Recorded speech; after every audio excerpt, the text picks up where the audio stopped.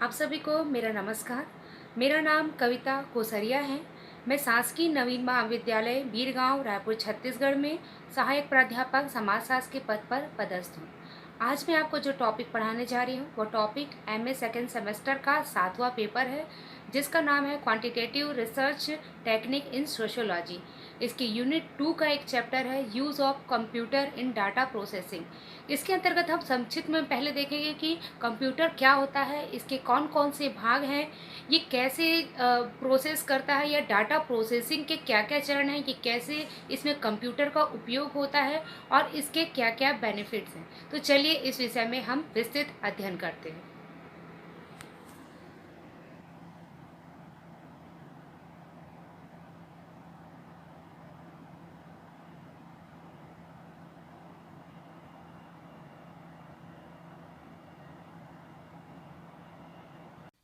तो सबसे पहले हम इसकी प्रस्तावना देखते हैं। हम वर्तमान युग को देखते हैं तो वर्तमान युग जो है वो मशीनों का युग है।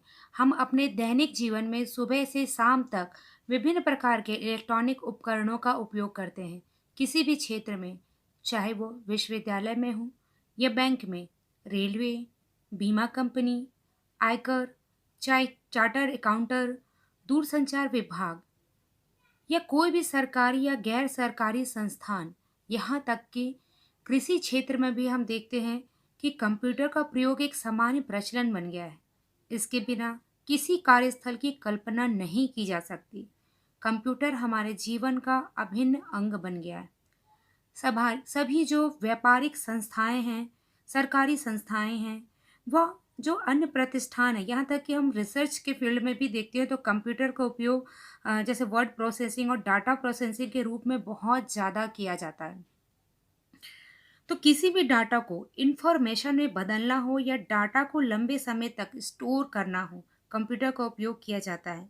इससे समय की बचत तो होती ही है, साथ ही ये अधिक विश्वसनीय और त्रुटि रहित गणनाएं करना जो है इसके द्वारा संभव हो जाता है। तो डाटा प्रोसेसिंग के लिए कंप्यूटर एक वरदान की तरह है। तो डाटा प्रोसेसिंग में कंप्यूटर के उपयोग को जाने से पहले हम संक्षिप्त में देखेंगे कि कंप्यूटर क्या है, इसके कितने भाग हैं और ये कैसे प्रोसेस करता है। कंप्यूटर शब्द की उत्पत्ति लैटिन भाषा के शब्द कंप्यूट से हुई है, जिसका अर्थ है गणना करना अथवा गिनती करना। कंप्यूटर एक ऐसी इलेक्ट्रॉनिक मशीन है जिसे हम कैलकुलेटर, टाइपराइटर या टेलीविज़न का सम्मिलित रूप मान सकते हैं।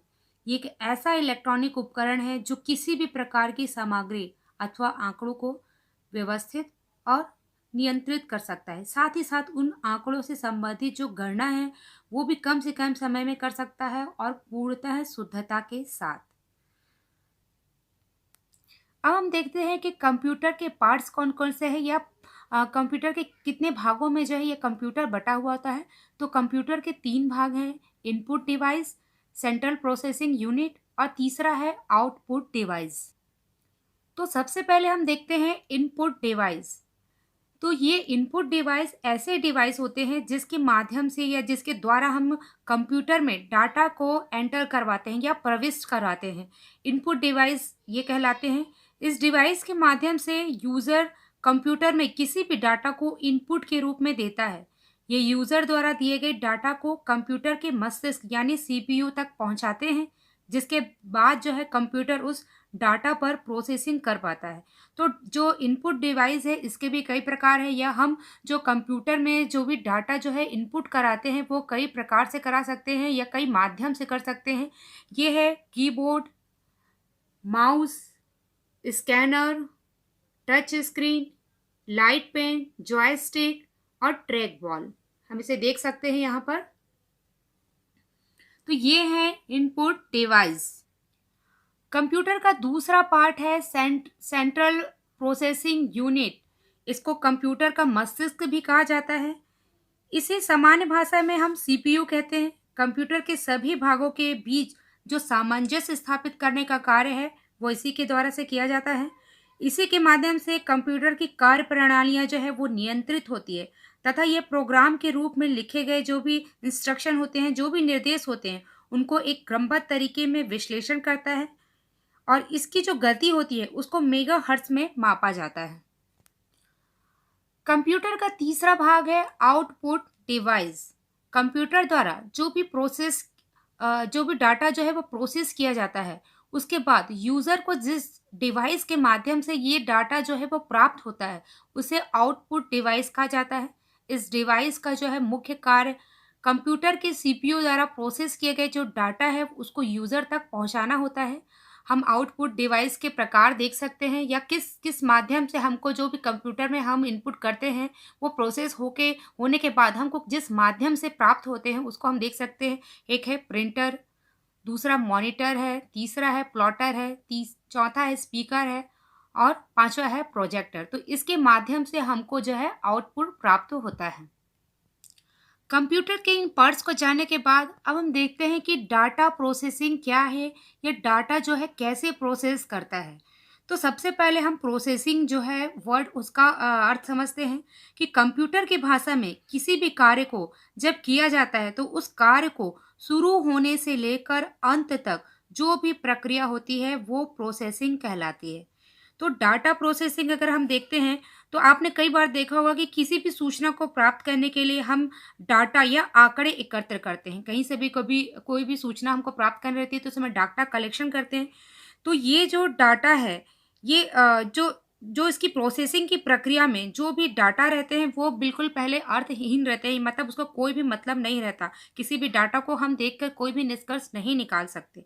लेकिन इस डाटा को अर्थपूर्ण तथ्य या सांख्यिकी के रूप में जो हमको प्राप्त होता है प्रोसेसिंग के पश्चात, तो इसी को ही हम क्या कहते हैं, डाटा प्रोसेसिंग। इसका उपयोग जो भी हमको इन्फॉर्मेशन मिल जाता है प्रोसेसिंग के बाद, तो इसका उपयोग जो है हम कर सकते हैं। सबसे पहले डाटा कलेक्शन होता है और डाटा में प्रोसेसिंग की प्रक्रिया होती है, फिर हमको जो है इन्फॉर्मेशन प्राप्त हो जाता है या कोई भी सूचना हमको मिल जाती है।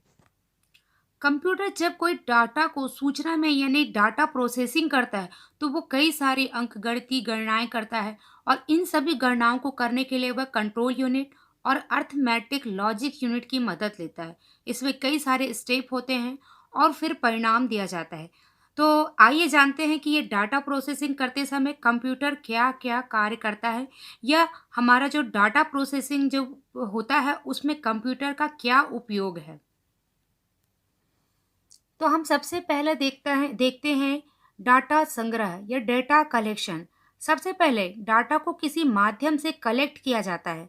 जब किसी संस्था या अनुसंधानकर्ता द्वारा कोई डाटा पहली बार शुरू से लेकर अंत तक इकट्ठा किया जाता है तो ऐसे डाटा को प्राथमिक आंकड़े या प्राइमरी डाटा कहा जाता है।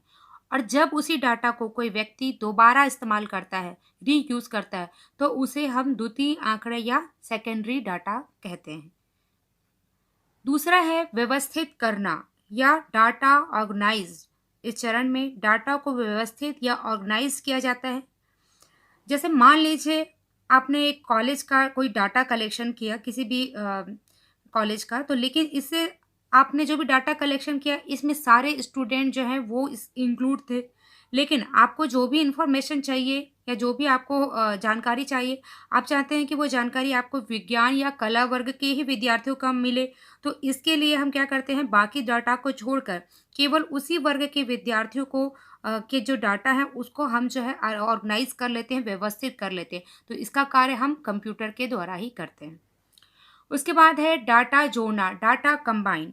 इस चरण में एक जैसे डाटा को एक साथ कंबाइन किया जाता है, जैसे विज्ञान वर्ग के सभी स्टूडेंट एक जगह और कला वर्ग के एक जगह। तो हम जो है जो भी हमको जानकारियाँ मिलेगी, जैसे हमने जो है किसी विषय से संबंधित कोई भी जानकारी हमने प्राप्त की तो हम उस जानकारी को विज्ञान वर्ग और कला वर्ग के स्टूडेंट में अलग अलग अरेंज कर सकते हैं, उनके डाटा को कंबाइन कर सकते हैं। फिर उसके बाद है डाटा सॉर्टिंग। अब जो डाटा हमने कंबाइन किया है या हमको जिस विषय से संबंधित जो भी डाटा मिलते गई हम उनको एक एक जगह इकट्ठा करते गए, कंबाइन करते गए, तो उन डाटा को उसे हम बढ़ते क्रम में या घटते क्रम में या हम बढ़ते से लेकर घटते तक या घटते घटते हुए से लेकर बढ़ते क्रम, इन दोनों में से किसी भी क्रम में अगर हमको इसको लगाना है इन डाटा को, तो हम जो है डाटा शॉर्टिंग जो है वो उसका यूज़ करते हैं। उसके बाद है डाटा मैनिपुलेशन। इस चरण में डाटा में कोई अपडेट करना है, कुछ हटाना है या कुछ संशोधन करना है। ऐसे कार्य जो है इसमें किए जाते हैं। मान लीजिए हमने कोई डाटा कलेक्शन किया, हमको बाद में पता चला कि ये डाटा जो है डुप्लीकेट है या फाल्स है, तो हमको उसको हटाना है। तो ये जो प्रक्रिया है हटाने की, ये डेटा मैनिपुलेशन के अंतर्गत की जाती है। उसके बाद है डाटा संक्षेपण या डेटा समराइजेशन भी इसको कहा जाता है। तो अब इस डाटा को अगर हमको समराइज करना है तो इसमें पूरे डाटा की जानकारी होती है। इसे बड़ी आसानी से हम जो है कंप्यूटर के माध्यम से समराइज कर सकते हैं, समझने लायक इसको बना सकते हैं।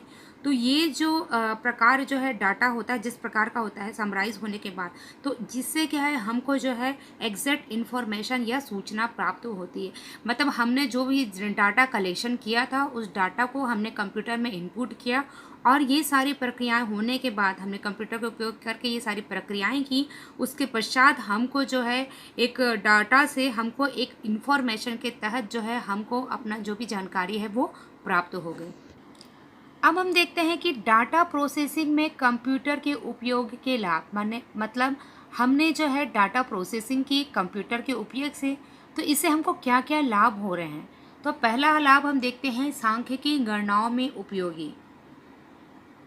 कंप्यूटर पलक झपकते ही लाखों करोड़ों सांख्यिकी गणनाएं कर सकता है। ये गणनाएं बहुत ज़्यादा परिशुद्ध होती है, इसकी संग्रहण क्षमता बहुत अधिक होती है, जिसके कारण सामग्री या आंकड़ों का विस्तृत विवेचन जो है वो ईजिली हो जाता है, बहुत संभव हो जाता है।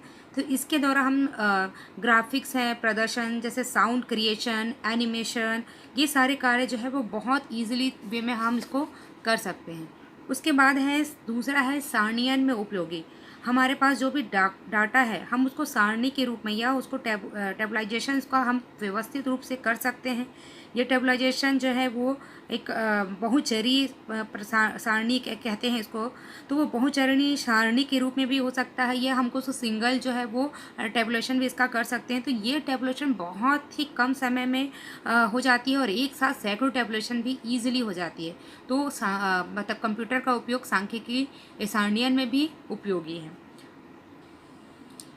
फिर है सांख्यिकी विश्लेषण में सहायक। जब भी कोई अनुसंधान किया जाता है तो उसमें हम देखते हैं कि सहसंबंध और जो काई स्क्वायर इसकी गणना होती है, इसका बहुत ज़्यादा महत्व होता है। तो ये गणनाएं जो हैं वो कंप्यूटर की सहायता से बहुत ही सरलता से प्राप्त हो जाती है। जब हम विभिन्न चरों का जो है क्रॉस टेबुलेशन करते हैं हम, तो हम देखते हैं कि ये जो दो गणनाएं हैं, मतलब जो कोरिलेशन और काई स्क्वायर की जो गणनाएं हैं वो स्वतः ही नीचे जो बॉर्डर लाइन रहती है उसमें अपने आप अंकित हो जाती है। तो सांख्यिकी विश्लेषण में ये सहायक होता है। फिर है चित्रीय या रेखा चित्रीय प्रदर्शन में सहायक। तो जब भी किसी आंकड़ों को हम चित्र के माध्यम से समझाने कर सकते थे, बहुत सारे आंकड़े ऐसे होते हैं जैसे पाई वर्ग बना के या पाई चार्ट बना के हम उसको जो है प्रदर्शित करना चाहते हैं, तो इसमें जो है कंप्यूटर के द्वारा जो है बहुत आसानी से इसको हम प्रदर्शित कर लेते हैं। कंप्यूटर द्वारा चित्र जो बनाए जाते हैं वो इतने ज़्यादा परिशुद्ध होते हैं कि इसको हम जो है अपने हाथ से नहीं बना सकते, तो इसमें परिशुद्धता बहुत ज़्यादा होती है। तो इस प्रकार हम देखते हैं कि डाटा प्रोसेसिंग में जो है कंप्यूटर का जो उपयोग किया जाता है और इसके हमको क्या क्या लाभ मिलते हैं। और अंत में निष्कर्ष के रूप में हम कह सकते हैं कि डाटा प्रोसेसिंग में कंप्यूटर के सभी गुण समाहित होते हैं, जो कंप्यूटर को एक दक्ष मशीन बनाते हैं, जिससे बहुत तेज गति और परिशुद्धता के साथ किसी भी डाटा को इन्फॉर्मेशन में बदला जा सकता है। इसमें जो है समय और लागत भी कम लगती है, इसलिए आज इसका उपयोग सभी क्षेत्रों में बहुत ही सरलता के साथ किया जा रहा है। तो इस प्रकार हमारा use of computer in data processing से संबंधित यह यूनिट, यह चैप्टर यहाँ समाप्त होता है। धन्यवाद।